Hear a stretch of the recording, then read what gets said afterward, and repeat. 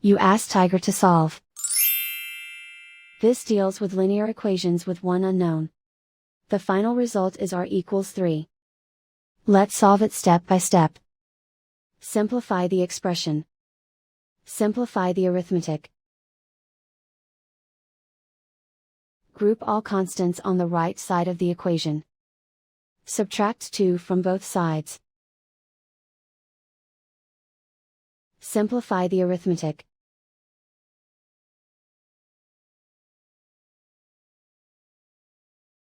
Isolate the r. Divide both sides by 3. Simplify the fraction. Find the greatest common factor of the numerator and denominator. Factor out and cancel the greatest common factor. And so the final result is r equals 3.